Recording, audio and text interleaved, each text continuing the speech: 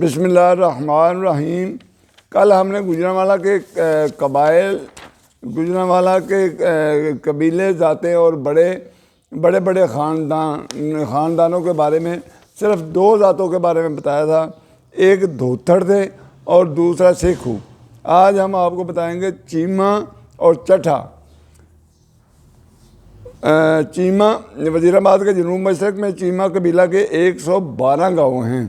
یہ گوجرانوالا ڈسٹرکٹ میں کے قبائل میں بہت زیادہ اہمیت کا حامل قبیلہ ہے اور بڑی مناسب تعداد میں اراضی ان کے قبضہ میں ہے، زیر کاشت ہے۔ اس قبیلہ میں سب سے زیادہ مسلمان ہیں اور راجہ پرتھوی راج رائے کی اولاد ہونے کے دعوے دار ہیں اور چوہان راجپوت کی ایک شاخ ہونا ظاہر کرتے ہیں۔ 23 پشتوں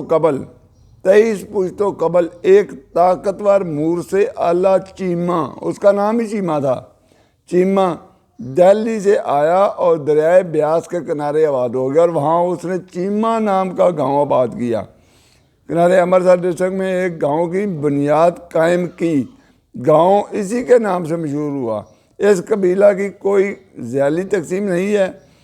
ورک، وڈیچ، تارڑ، سندھو، گرایا، باجوہ آپس میں سبھی جٹ قبائل رشتہ داریاں کر لیتے ہیں، شادیاں کر لیتے ہیں، لیکن چٹھا خاندان سے شادیوں کا سلسلہ بعد میں شروع ہوا۔ اس قبیلہ میں پگڑی ونڈ کا رواج پایا جاتا ہے، بیٹیوں کو وراثت نہیں ملتی۔ قبیلہ میں متبنی کا رواج ہے، انہوں نے سیاسی حیثیت کے طور پر کوئی مقام حاصل نہیں کیا، لیکن ان میں کافی زیادہ آدمی بہت بھاری اور با اثر شخصیت کے حامل ہیں۔ اب اس میں بات یہ دیکھنے کی ہے کہ چیمہ اور چٹھا آپس میں بیٹیوں کی شادی نہیں کرتے تھے، بیٹیوں اور بیٹوں کی شادی نہیں کرتے تھے۔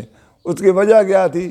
چیمہ اور چٹھا جو تھے نا، وہ آپس میں وہ بھائی تھے، تو ان کا اس وقت یہ تھا کہ بھائی کی بیٹی جو ہوتی ہے نا، وہ چچا زاد جو ہوتی ہے وہ بہن ہی ہوتی ہے۔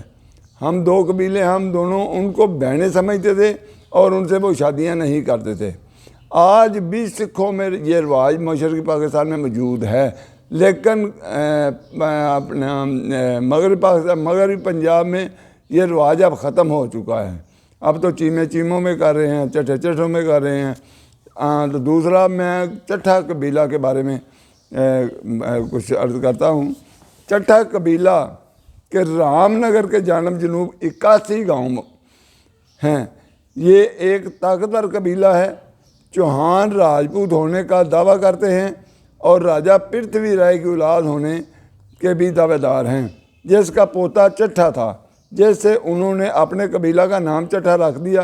اس کی اولاد میں سے 10 نسلوں بعد ڈہر سنبھال ہندوستان آیا تھا اور موجودہ سن 17 ضلع سیالکوٹ میں آباد ہوا، جہاں اس نے دیو قبیلہ کی ایک لڑکی سے شادی کر لی۔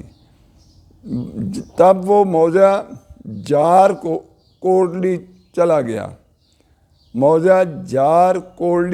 گیا اور کالو قبیلہ کی ایک لڑکی سے شادی کر لی اور زمیندار سے اپنی بیٹی کی شادی کر دی۔ سیالکوٹ بادشاہ ڈسٹرکٹ گوجرانوالا کے موضع جاگووال میں رہائش اختیار کی اور قبیلہ سرا کے ایک زمیندار سے اپنی بیٹی کی شادی کر دی۔ سیالکوٹ کی جاگیر اپنی بیٹی کو جہیز میں دے دی اور جاگووالا میں زمین پر قابض ہوا۔ اس کے 11 بیٹے تھے، 4 اس کی پہلی بیوی سے اور 7 اس کی دوسری بیوی سے تھے۔ ان میں سے ایک لاولد فوت ہو گیا اور دوسرا جاگو چناب پار چلا گیا اور بعد ازاں اپنے نام پر گاؤں کی بنیاد قائم کی اور بقایا 9 بیٹوں نے اس ڈسٹرکٹ میں اپنے گاؤں آباد کیے۔